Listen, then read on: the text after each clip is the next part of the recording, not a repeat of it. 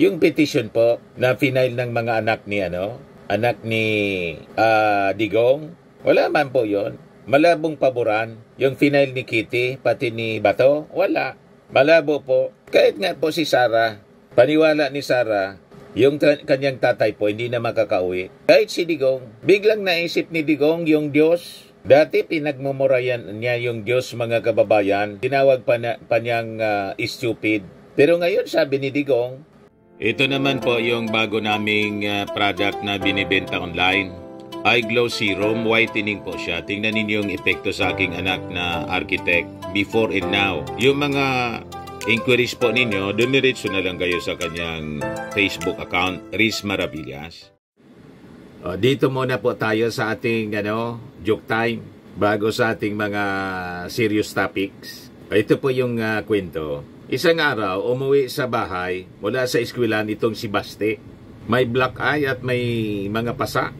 Pagdating sa bahay, tinanong siya ng kanyang tatay na si Diggs. Parang familiar yung mga pangalan. Baste, yung tatay Diggs. Hindi pa ako nagpili nito yung nagpadala. So tanong ng tatay na si Diggs, anak, ano nangyari sa'yo? Bakit may mga pasa ka? Sabi ni Baste, binugbog ako tay. Sabi ni Diggs, talagang wala na niyang ginawang mabuti. Yung mga bully dyan sa eskwelahan ninyo. Sabi ni Baste, tay, bayaan na po ninyo. Sabi ng tatay, hindi pwede. Bukas na bukas, i-report natin yan sa principal niyo. Sabi ni Baste, wag na po tay. Sabi ni Diggs, bakit wag? Ano po kasi, ako po yung bully.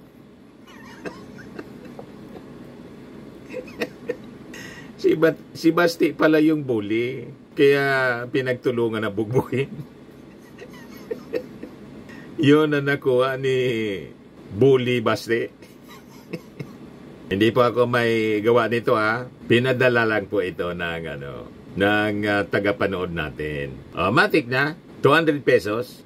Kasali ka na rin sa monthly draw. 5,000 yung mabubunot natin. At yung di mabubunot po, kasali pa rin sa December po. Ang grand prize, 10,000 pesos. Ayos na. Dito na tayo sa ating topic, mga kababayan.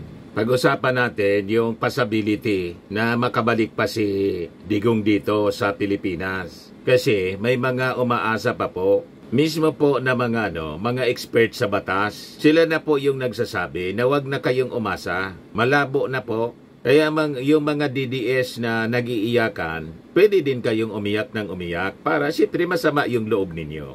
Hindi natin pinipigilan sila na umiyak. Umiyak na kayo ng todo kasi lilipas din yan po na pag-iyak ninyo. Pero yung pag-iyak ninyo po, walang epekto yan. Kahit na yung rally po na gagawin ng Iglesia ni Cristo, ang sabi may prayer rally po sila. Pwede sila na mag-prayer rally. Karapatan nila yan, mga kababayan. Kaya lang, yung umasa na magbabow down, mapipressure po yung ICC, malabo po. Ito ngayon po yung sinabi ng mga legal luminaries. Supreme Court has no power over ICC to bring Rody back. San Beda Law Dean, Father Ranhilio Aquino says. Yung petition po na final ng mga anak ni Digong, wala man po yon. Malabong paboran. Yung final ni Kitty, pati ni Bato, wala. Malabo po. Kahit nga po si Sara, paniwala ni Sara, yung kanyang tatay po hindi na makakauwi. Kahit si Digong, biglang naisip ni Digong yung Diyos. Dati pinagmumurayan niya yung Diyos, mga kababayan. Tinawag pa niyang stupid. Pero ngayon sabi ni Digong, I leave it to God. You see? Detained Duterte surrenders faith in God's hands. So be it, anya. Ito na yung kanyang kapalaran, mga kababayan. Pero may mga sinasabi pa rin siya. Ito sabi niya, detained former President Rodrigo Duterte expresses belief that the country is leading toward decline, citing fractured governance under the Marcos administration and claiming that Filipinos are becoming increasingly disgruntled. Yan ang mga last attempt niya, mga kababayan, nagatungan yung mga mamamayang Filipino para mag-alsa laban sa administrasyon ng Pangulong Bongbong Marcos. Mga last hurrah. Pero Kahit siya mga kababayan, hindi na naniniwala na makakabalik pa siya. Sabi dito, through Vice President Sara Duterte, the former president conveyed he has surrendered his faith to God, choosing to accept whatever comes his way. All he said was that the country will get worse and worse, according to him. The governance in the country is clearly fractured and the people are disgruntled. So that's what he said, sabi po ni Sara. Yung pagiging fractured ng ating bansa, angkos po sila. Si Sara kasama sa unity, humiwalay. Imbis tulungan niya yung ating Pangulo, kinalaban niya yung ating Pangulo dahil lang sa confidential funds na hindi binigay sa kanya kasi hindi ma-justify yung paggamit. Ito na nga po, yun ang naging dahilan kung bakit siya na-impeach ng Congress. At malamang sa malamang, convicted siya po ng Senado. Pag hindi siya kinonvict ng Senado, iko-convict yung Senado ng mga mamamayang Pilipino. Yan ang mangyayari niyan. Kaya kung sinasabi ni Digong na fractured yung ating bansa, ang dahilan po, sila mismo. Ang kaguluhan na sinasabi niya, sila yung nanggulo. Sino pa man po ang nanggugulo dito? Yung mga Muslim sa Mindanao, nakiisa na sa ating gobyerno. Yung mga NPA po, marami na yung nag-surrender. Yung mga militant, pati nga po yung mga congressmen na allied sa mga yung Makabayan Black, sila nga yung nag-sponsor po sa pag-impeach kay Sara. You see? Kaya yung mga statement po nila, baseless. Kaya sabi ni Digong, I will leave it that all to God. I will leave it all to God, all that will happen in my life. So be it. So he is now resigned to his fate. Iniatang na niya sa kamay ng Diyos kasi alam niya lahat ng mga efforts nila na makabalik pa rito, malabo pa. Malabo pa mga kababayan sa sabaw ng pusit. Kasi nga, ang may kagagawa nito, sila man lang. Lahat ng kasalanan, wala man nag-udyok sa kanya. Dahil sa kanyang arrogance, ito yung sinapit nila. Sabi sa Bible, ulit-ulit nating sinasabi, pride comes before destruction. So ang nakikita natin mga kababayan, we're actually witnessing the end of the political career ng mga Duterte. Pagtatapos ng Duterte dynasty. Kasi malabo na po na may makipag-alyado pa sa kanila in the future. Kasi mahilig silang manumbat. Di ba? O ngayon, balikan natin yung sinabi ni Father Ranilio Aquino. Sabi niya, the Supreme Court cannot compel the International Criminal Court to return former President Rodrigo Duterte. Sa interview po ni Pinky Webb sa Billionaire News Channel, sabi ni Aquino, the Supreme Court unfortunately has no ascendancy over the ICC. It has no power to command the International Criminal Court to return President Duterte to the Philippines. Paliwanag po ni Aquino na ang Supreme Court yung jurisdiction ng Supreme Court is limited to determining whether Duterte's arrest in the subsequent surrender to the ICC were lawful. However, he expressed confidence that the court would ultimately find no violations in the process that led to Duterte's transfer. Kaya yung sinasabi po ng mga kalyado ni Digong, pati ni Amy Marcos na unlawful yung arrest, malabo pong paboran ng Supreme Court yun. Ang nagsasabi na mismo, isang magaling na abogado, Lodin, si Father Ranilio Aquino. Yan sabi niya, the only thing the Supreme Court can do is to determine the legality of the arrest, the legality of the surrender of the former president to the ICC. And even on that point, I think that the Supreme Court will find that there has been no illegality committed. Ganon din po yung sinabi ng mga international law expert. Walang illegality. Yan sabi ni Attorney Joel Botuyan, no need for ICC. Warrant to pass through local court. Duterte arrest, valid. Si Botuyan po, ICC accredited lawyer. Kaya sinabi ni Sara na warrantless arrest yung nangyari. Maniwala ka kay Sara? Malabo yung batas ni Sara, pati ni Digong. Yan yung argumento niya, ni Sara. Warrantless arrest because the ICC warrant against him is invalid unless reviewed by a local court. But according to Butuyan, the validity niya of the arrest warrant is based on two things: Domestic Law o Republic Act 9851, which is the Philippine Act on Crimes Against International Humanitarian Law, Genocide, and Other Crimes Against Humanity, and Article 59 ng Rome Statute. Yan yung paliwanag niya. Regarding compliance with Article 59 of the Rome Statute, paliwanag ni Butuyan, the ICC niya has an earlier decision on the binding effect of this article in relation to the requirement of the arrest having to go through domestic judicial authority. Sabi niya, in 2015 decision niya in the case against Uganda's Dominic Ongwen, the ICC said there is no duty on the arresting country to follow the procedure under Article 59. Kaya niya, no need for the arrest to go through domestic judicial authority for as long as the substance of Article 59 is complied with, which is verifying the identity of the subject of the warrant and ensuring that the rights of the suspect are respected. And in Duterte's case his Miranda rights were read to him, and he also had lawyers with him during the arrest. Kaya malabo po yung mga argumento ni Sara Duterte. Alam nila, hindi na makakabalik dito si Digong. Kahit po si dating Supreme Court Senior Associate Justice Antonio Carpio, yun ang sinasabi. Yan pakinggan natin yung interview ng PTV4. There's no violation because we have that law allowing the government to surrender.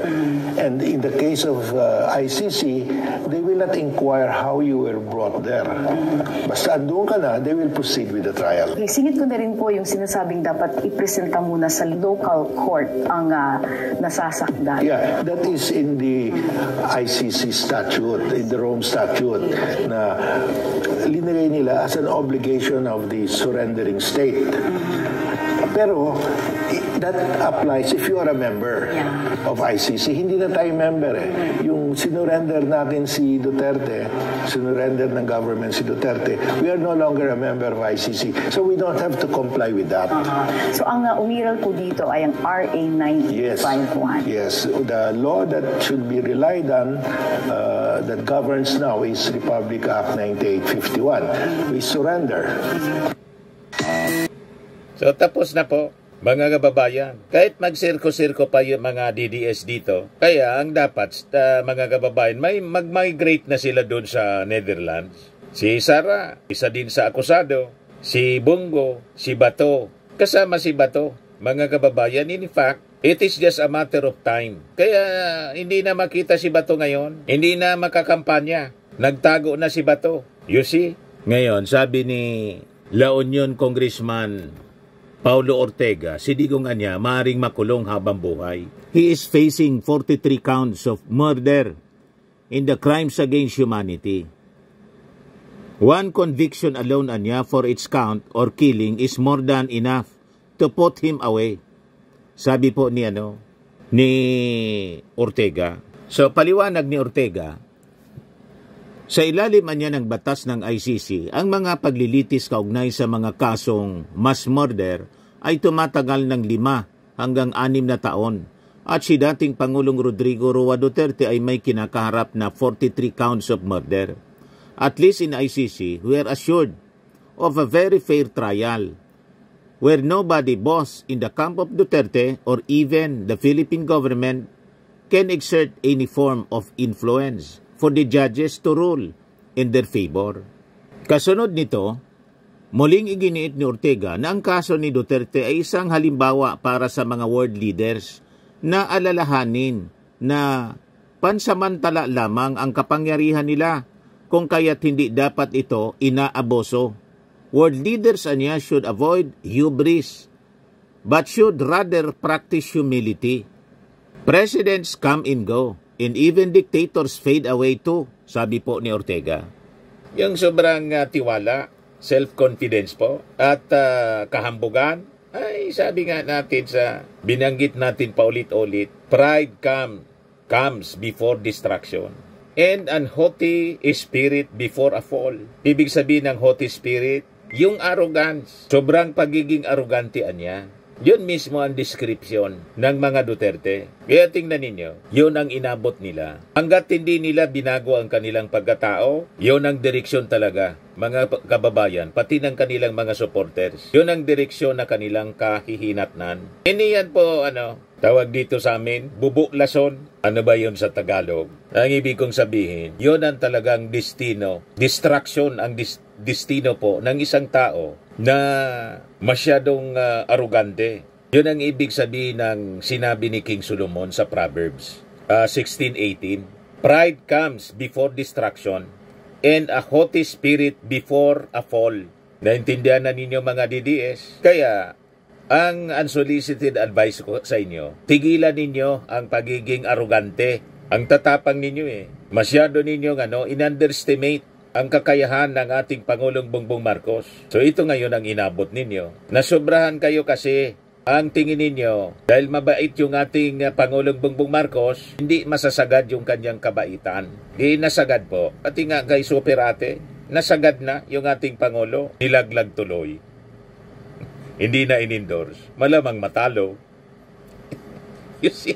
Ngayon, magpiprayer rally yung Iglesia ni Cristo. Kung ako sa inyo, manahimik na lang po kayo. Sabi diba sa Bible, render unto Caesars what is Caesars, and unto God what is God's. Pabayaan ninyo ang ating gobyerno na magtrabaho ng kanyang trabaho. At yung trabaho ninyo, o di doon din kayo mag-focus. Bakit po? O, tingnan ninyo yung nangyari kay Nangyari kay Kibuloy. Nangialam ng nangialam. Yan ang sinapit niya. At sabi sa Bible, malinaw, let every soul be subject unto higher powers, for there is no power but of God. The powers that be are ordained by God. Whosoever resisted the power, resisted the ordinance of God. Kaya pasakop kayo sa gobyerno. Yan ang malinaw dyan. Ang mga Duterte, wala na. Hindi sila ang gobyerno. Ang administrasyon ngayon, Marcos, siya ang presidente ngayon, pasakop kayo. Yan ang unsolicited advice natin. Hindi kayo magkakamali pag ganun ang ginawa ninyo. At itong ating programa mga kababayan, atin sa inyo nitong ating mga sponsors. Fairmax, Firming and Lifting Cream. Pinapay po sa mga pulses in affected area. Mainam po ito sa mga pains at paninigas ng mga kaso-kasuan. Ito sa mukha naman yung application, anti-aging, Automax po siya. Ito ay Glow 60 mga kababayan. Whitening po siya. Made in South Korea. Ito naman po, Ningxia Red Mix Fruit Drink. Gawa po siya sa goji berry. May anti-cancer properties po siya. At sa mga nagana po ng malinis and spacious fitness gym, pumunta lang po kayo sa aming Colossal Fitness Gym. May Grab Car Rental din po kami. At bills payment po sa aming office. At saka sa mga mahilig po sa mga imported bags, manood po kayo sa live selling ni Madam Aileen Rosales sa kanyang Aileen Closet po. Pati mga shoes, ito yung kanya po. Ito yung kanyang page. Kita ninyo, napakagandang mga online selling po siya. Si Madam Aileen Rosales. At cellphone number niya po, 773-798-7816.